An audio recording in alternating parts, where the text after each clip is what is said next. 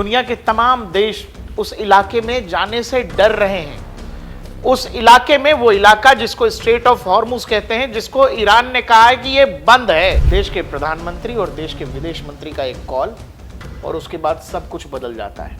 भारतीय tankers, oil tankers, gas tanker सुरक्षित निकल रहे हैं। अमेरिका में बैठा एक एक्स कर्नल वो अपनी सरकार, अपने प्रेसिडेंट को यह कह रहा है कि आप तो ईरान युद्ध में फंस गए और आप जिस तरह से फंसे हैं, आपको एक ही आदमी उस युद्ध से निकाल सकता है, वो है नरेंद्र मोदी। जी हां, नए जमाने का भारत यही है। नए जमाने का भारत जो कहता है कि हम आंखों से आंखें मिलाकर बात करते हैं। नए जमाने का भारत जो कहता है कि अगर आपने हमें छेड़ा तो फिर हम आपको घर में घुस के मारेंगे।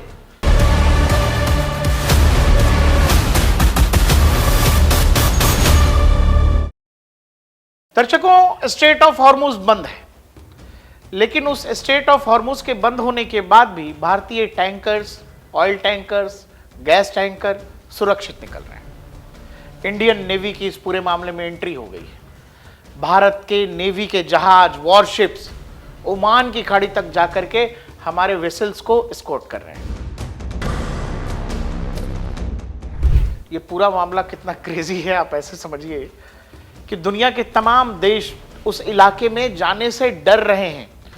उस इलाके में, वो इलाका जिसको स्ट्रेट ऑफ हॉर्मुज कहते हैं, जिसको ईरान ने कहा है कि ये बंद है और हमारी इजाजत के बगैर यहां से कोई निकलेगा नहीं। हम यहां से किसी को जाने नहीं देंगे, किसी को निकलने नहीं देंगे। देश के प्रधानमंत्री और देश के विदेश मंत्री का एक कॉल और उसके बाद सब कुछ बदल जाता है। भारत के ऑयल टैंकर्स, भारत के गैस टैंकर्स उस इलाके से आते हैं। इंडियन नेवी के जहाज इसको एस्कॉर्ट कर रहे हैं। ये सब कितना, मतलब सुनने में एकदम लगता है ना, गूज़बम्प्स जैसा। ये कई बार ऐसा लगता है कि भारत इस तरह के निर्णय कर रहा है, नहीं कर रहा है, लोगों को संदेह होता है, तो लोग कई बार चेक करते हैं कि क्या ऐसा है, क्या वाकई में भारत ये कर सकता है। जी हां, नए जमाने का भारत यही है। नए जमाने का भारत जो कहता है कि हम आंखों से आंखें मिलाकर बात करते हैं। नए जमाने का भारत जो कहता है कि अगर आपने हमें छेड़ा तो फिर हम आपको घर में घुस के मारेंगे। धुरंधर 2 आ रही है, अभी देखिएगा। ये बिल्कुल क्रेजी मामला है। ये कुछ ऐसा मामला है कि जैसे मैं अभी अपने साथी से कह रहा था कि हम लोगों ने एक किस्सा सुना है कि कैसे भारत ने बांग्लादेश बना दिया, दुनिया को अलग देश, अलग नक्शा, अलग झंडा दे दिया। उस समय आपको याद होगा कि अमेरिका ने अपनी 7th फ्लीट भेज दी थी, लेकिन उसके सामने रूस ने भी अपना जंगी बेड़ा खड़ा कर दिया था और उसके बाद दोनों ही नेवी आमने सामने थे और उसके बाद मामला अलग हो गया और बांग्लादेश बनता है। कुछ उसी तरह की कहानी हाल फिलहाल के वक्त में हमारे आपके समय हो रही है, जो शायद आज से 10 साल, 20 साल, 25 साल, शायद हमारे जीवन के बाद के इतिहास में कोई तो लिखेगा इन चीजों को, जिसमें कहा जाएगा कि दुनिया में बहुत बड़ा युद्ध चल रहा था। दुनिया का सुपर पावर मिडिल ईस्ट के सुपर पावर से भिड़ा हुआ था। वो इलाका जो जंगी इलाका था, वो इलाका जहां पूरे समंदर में एक तरह से बारूद बिछा दिया गया था, उस इलाके से जिन देशों के जहाज और तेल तब भी सुरक्षित निकल रहे थे, वो भारत था। दर्शकों, आपको शायद अंदाजा न हो, लेकिन द्वितीय विश्व युद्ध के समय जब पूरे यूरोप में अलग अलग जगहों पर हमले हो रहे थे, उस दौरान एक देश था जो बेहद सुरक्षित था और लगभग ये सभी देशों के बीच एक तरह की आम सहमति थी कि भाई स्विट्जरलैंड पे कोई अटैक नहीं करेगा। स्विट्जरलैंड पे कभी कोई अटैक नहीं हुआ। क्यों? क्योंकि स्विट्जरलैंड में सबका इंटरेस्ट था। अगर आप भारत को देखें, भारत की कूटनीति देखें, तो जब भारत में लोग सीएनजी सिलेंडर के लिए लाइन लगाने लगे, जब दुनिया के देशों में ऑयल प्राइसेस बढ़ने लगी, ब्लूमबर्ग की रिपोर्ट यह कहती है कि भारत के पास 90 दिनों से ज्यादा का ऑयल रिजर्व है। और अगर ऐसा है तो आप ये समझिए कि पिछले 10-20 साल में इस सरकार की तैयारी किस लेवल की है, भारत ने अपने आप को कहां ले जाकर खड़ा किया है। आप ये समझिए कि उस ईरान के स्ट्रेट ऑफ हॉर्मुज से आपके जहाज निकल रहे हैं, जिसके दुश्मन इजराइल के पास आप उस जंग के शुरू होने से कुछ ही घंटों पहले हमारे देश के प्रधानमंत्री उस देश के दौरे पर होते हैं और उसके चंद घंटों के बाद इजराइल और अमेरिका ईरान के अंदर ईरान के टॉप लीडर को मार देते हैं, सुप्रीम लीडर को मार देते हैं। पूरी की पूरी पॉलिटिकल लीडरशिप, मिलिट्री लीडरशिप खत्म हो जाती है। यह मामला एकदम मतलब समझ से परे है। किस लेवल की डिप्लोमेसी होगी कि रूस और यूक्रेन लड़ रहे हैं, रूस यूक्रेन लड़ रहे हैं और भारत के प्रधानमंत्री का फोन जाता है और उस बीच में जंग रुकती है। जंग रुकती इसलिए है क्योंकि भारत के छात्रों को सुरक्षित पैसेज देना है। भारतीय छात्रों को कुछ नहीं होना चाहिए, इस बात की चिंता यूक्रेन भी करता है, इस बात की चिंता रूस भी करता है। और भारत ऑपरेशन गंगा के तहत अपने तमाम छात्रों को यूक्रेन से निकालता है, उस युद्ध भूमि से निकालता है। पिछले 10-15 सालों में दुनिया के अलग अलग देशों में जो भी विपदा या युद्ध के माहौल में भारत ने जो रेस्क्यू मिशंस चलाए हैं, उसमें यह वाला तो बड़ा अलबेला है, भयंकर अलबेला है। ईरान कह रहा है कि मोदी जी हमारे दोस्त हैं, बहुत मेरे फ्रेंड हैं, भारत हमारा बेहतरीन दोस्त है। उसके जो राजनयिक हैं वो कह रहे हैं कि हां, हमने स्ट्रेट ऑफ हॉर्मुज से भारत के जहाज जाने दिए हैं, भारत हमारा दोस्त है।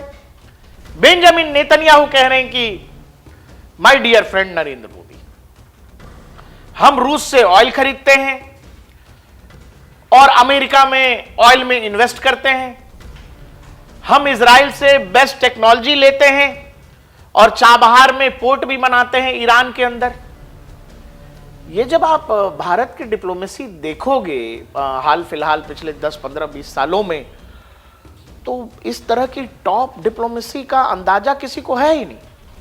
अमेरिका ईरान युद्ध में फंस गया है।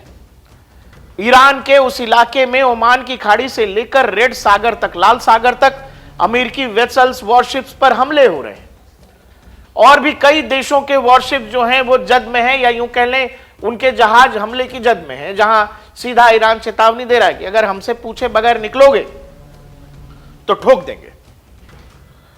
और उसी इलाके से भारत के जहाज तिरंगा लहराए निकल रहे हैं। रूस यूक्रेन के दौरान हमने देखा, ये कहानियां इसीलिए जरूरी हैं कि आप समझ सकें कि किस लेवल का एफर्ट लग रहा होगा या किस तरह के लोग आज भारत की सत्ता में बैठे हैं कि उनके पास हर मुश्किल का इलाज है। अमेरिका में बैठा एक एक्स कर्नल वो अपनी सरकार, अपने प्रेसिडेंट को यह कह रहा है कि आप तो ईरान युद्ध में फंस गए और आप जिस तरह से फंसे हैं, आपको एक ही आदमी उस युद्ध से निकाल सकता है, वो है नरेंद्र मोदी। एक देश का प्रधानमंत्री जो भारत के एक टेलीविजन शो में इंटरव्यू दे रहा है, वो भारत के विदेश मंत्री को कोट करता है, जयशंकर साहब को कोट करता। वो कहता है कि एक बार जयशंकर साहब ने यूरोप में एक इंटरव्यू में कहा था, मैं उसको कोट करना चाहता हूं, जिसमें जयशंकर ने कहा था कि यूरोप को, भारत को या दुनिया को ऐसे देखना छोड़ देना चाहिए कि कोई चीज अगर यूरोप के लिए सही है, वही चीज सही होती है, और दुनिया के बाकी देश अगर किसी चीज को सही कहें तो यूरोप उसको गलत बता देता है। यूरोप को इस सोच से निकलना चाहिए। वो कोट कर रहा है और हंस रहा है। बेंजामिन नेतन्याहू, इजराइल के प्रधानमंत्री, भारत के प्रधानमंत्री को खुश करने के लिए मोदी जैकेट पहन लेते हैं। भारत ऐसी कौन सी घुट्टी पहना रहा है? भारत को चाणक्य का देश कहा जाता है। बताया जाता है कि देश के गृह मंत्री अमित शाह अपने घर में, ऑफिस में, जहां वो बैठते हैं कामकाज के लिए, उसके ठीक पीछे चाणक्य की तस्वीर लगा रखी है। इंटरनेट पे समय समय पे वो फोटो बेहद वायरल भी होता रहता है। आप जब भारत की कूटनीति देखें, विदेश नीति देखें, तो उसमें इतना क्लियर है, इतना इमेज क्लियर है, जहां एक चीज है जो तटस्थ है, बाकी चीजें बदलती रहती हैं। सच यह है कि भारत हर बार अपना हित देखता है, अपने नागरिकों की हित देखता है, और जहां स्ट्रेटेजिक ऑटोनॉमी की बात आती है कि दुनिया का कोई देश, हमें एक दौर में बड़ी चिंता होती थी कि आपके यहां मुंबई हो गया, आप दुनिया के देशों का मुंह देखते थे। आपके यहां दिल्ली में कोई बम फोड़ के चला गया, आप यूएन का मुंह देखते थे। आपको लगता था कि अमेरिका कुछ कहेगा, आपको लगता था दुनिया के देश कुछ कहेंगे। आज दुनिया में कहीं कुछ होता है तो लोगों को यह लगता है कि यह काम भारत कर सकता है। रूस यूक्रेन वॉर के दौरान भारत को, देश के प्रधानमंत्री नरेंद्र मोदी पर यूरोप की से लेकर रशिया तक से यह दबाव बनाया गया कि आप मध्यस्थता कीजिए। और उसी सिलसिले में देश के प्रधानमंत्री यूक्रेन भी जाते हैं, रशिया भी जाते हैं। अभी फिर जो कुछ हो रहा है मिडिल ईस्ट के अंदर, लोग ये कह रहे हैं कि नरेंद्र मोदी, भारत जो है इजराइल के भी दोस्त हैं, ईरान भी भारत को अपना दोस्त मानता है, भारत एक मीडिएटर का काम कर सकता है, भारत मध्यस्थता करा सकता है। इसको आप कूटनीतिक जीत समझेंगे या नहीं समझेंगे?